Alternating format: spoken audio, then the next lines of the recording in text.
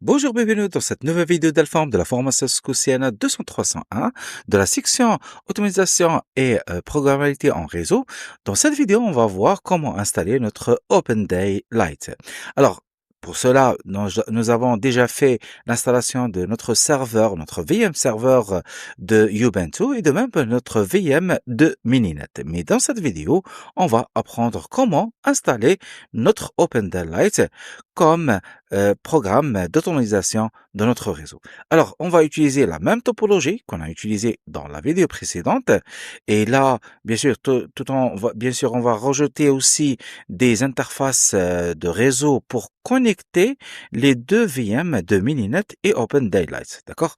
Et bien sûr, on va utiliser notre Ubuntu Server par la suite pour que par la suite, on va installer notre OpenDaylight. Alors, sans tarder, on va ouvrir notre lab avec l'outil FNG et de même démarrer les machines virtuelles déjà installées et on va bien sûr par la suite commencer notre objectif. Parfait. Après l'ouverture de notre lab avec l'outil AppNG, de même, nous avons démarré nos machines virtuelles. Et là, on va se focaliser sur la machine virtuelle de Ubuntu Server. Et bien sûr, sur cette machine de VM, on va installer notre SDN OpenDaylight. D'accord? Par rapport à notre machine Mininet, elle n'est pas démarrée. Alors, de même, j'ai connecté à mon serveur avec mon outil Mobile Extreme et là, bien sûr, en utilisant le SSH. Alors, avant de démarrer notre installation de OpenDaylight, on devrait mettre à jour notre système. Alors, sudo apt et on va mettre update. Update. Parfait. Parfait.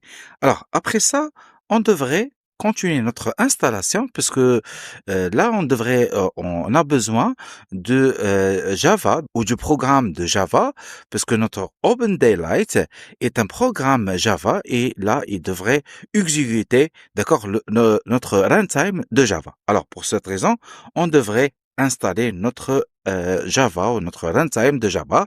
Et là, j'ai utilisé la commande sudo apt install default gre headless. Et là, on est en train d'installer notre runtime. Parfait. Alors, après ça, on devrait bien sûr enregistrer, d'accord, dans notre éditeur, d'accord, on va enregistrer une variable de notre Java, d'accord, et là, on devrait ouvrir notre fichier, bon, on va faire de sudo nano, d'accord? Et le fichier, c'est le bash rc, d'accord? Et là, juste en bas, on va rajouter notre commande ou notre variable de Java Home, qui est de Java Home qui est égal user lib et gvm et default Java. Alors là, c'est bon. On devrait juste quitter avec un CTRL X et je vais sauvegarder avec un Y et bien sûr, je vais entrer et je vais confirmer notre sauvegarde. Alors, par la suite, ce que je devrais faire, c'est de exécuter notre fichier, d'accord? Et là, je vais faire source et exécuter notre fichier, parfait. Après cela, on devrait télécharger notre OpenDaylight. Alors, je vais mettre bien sûr ces commandes sur la partie de ressources de cette formation. Et là, c'est le lien de notre téléchargement de OpenDaylight. Là, je vais faire la commande wget et on va télécharger ce fichier depuis ce lien, d'accord?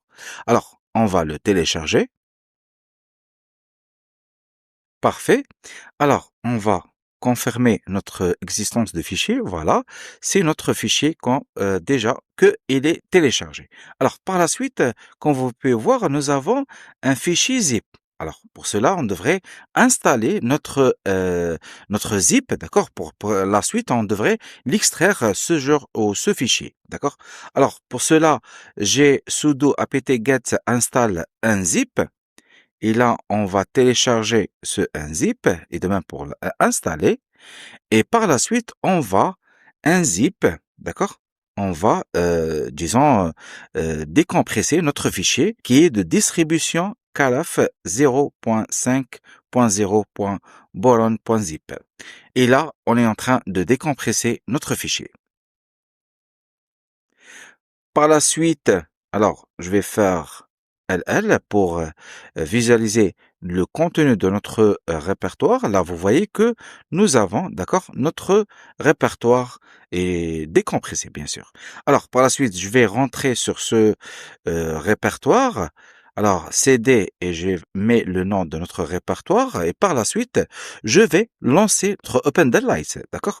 Alors, je vais faire un sudo, d'accord?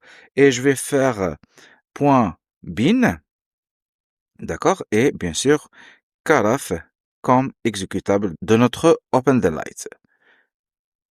Parfait. Là, vous voyez que nous avons un problème par rapport à notre Java. Parfait. Alors, si vous avez ce genre de problème, alors vous devrez installer la version 8 de notre Java. D'accord? Alors, pour cela, je vais télécharger notre Java 8. Et là, j'ai la commande sudo apt install open gdk 8 et je vais faire l'argument de yes pour que par la suite, il va le télécharger. Parfait. Là, il est téléchargé, il est installé en plus. Alors, par la suite, je devrais confirmer est-ce que cette version de 8, elle sera utilisée par défaut. Alors, j'ai la commande de sudo apt ou update alternative de tirer conf java. Et là, on va confirmer d'utiliser notre Java 8 au lieu de Java. Alors, je vais mentionner le 2, parce que là, on va sur la ligne, d'accord, de 2, d'accord, et là, on va utiliser la version de 8. De même, nous avons notre runtime, et là aussi, vous voyez qu'on est en train d'utiliser la version 8 de Java. Parfait. Alors, je vais par la suite confirmer ou je vais rajouter une autre variable pour que notre Java 8 il va l'utiliser et là on va mettre dans notre profil, d'accord? Et pour cela, j'ai la commande echo export, d'accord? De Java Home. Là il va rajouter cette variable de Java 8 à notre profil, d'accord? C'est le source qu'on va utiliser comme fichier, c'est profil. Et là, je vais confirmer. Parfait. Alors, il me reste que de refaire on va démarrer notre OpenDLight et là, normalement, avoir notre OpenDLight. Parfait. Là, vous voyez que notre OpenDLight, il est démarré. Alors, pour cela, comme vous pouvez voir, notre contrôleur, il est livré avec quelques fonctionnalités de base, mais si nous voulons faire quelque chose d'utile, nous devrions rajouter quelques fonctionnalités supplémentaires.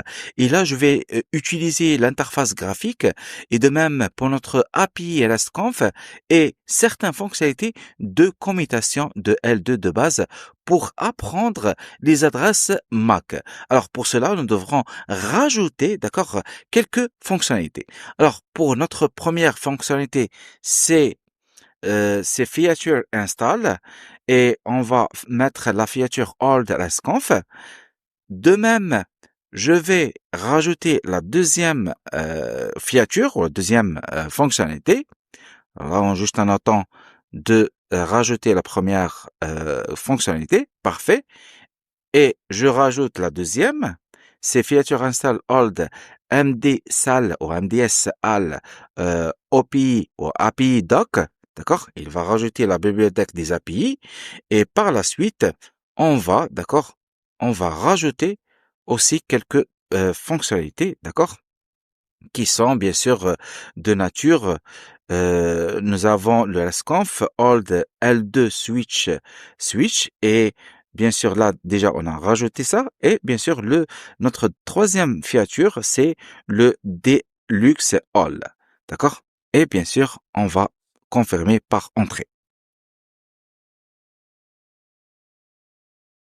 Parfait. Là, il a rajouté toutes ces fonctionnalités. Alors maintenant qu'on a installé ces fonctionnalités, on pourra accéder à notre contrôleur depuis notre navigateur. Alors pour y accéder, alors je devrais aller sur un navigateur et je devrais utiliser l'adresse IP de notre contrôleur et bien sûr le port utilisé par OpenDLights, c'est le 8181 et je vais mettre index.html. Et là, on va rentrer, d'accord, à notre contrôleur. Alors juste, je m'assure l'adresse IP. Alors pour sortir du contrôleur, je vais mettre shutdown. Yes. Parfait. Alors IPA. Oui, c'est juste 39. Parfait.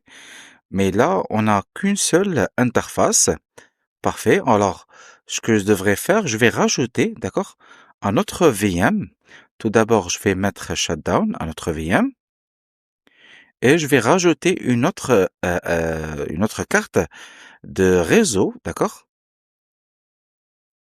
pour que cette carte réseau, elle doit utiliser comme pour bien sûr connecter avec notre deuxième VM de Mininet. Alors, je rajoute mon Network 2, ou Network Adaptateur 2, et je vais utiliser Host Only pour par la suite, avec notre Mininet, sera connecté. Et je vais faire démarrer notre VM.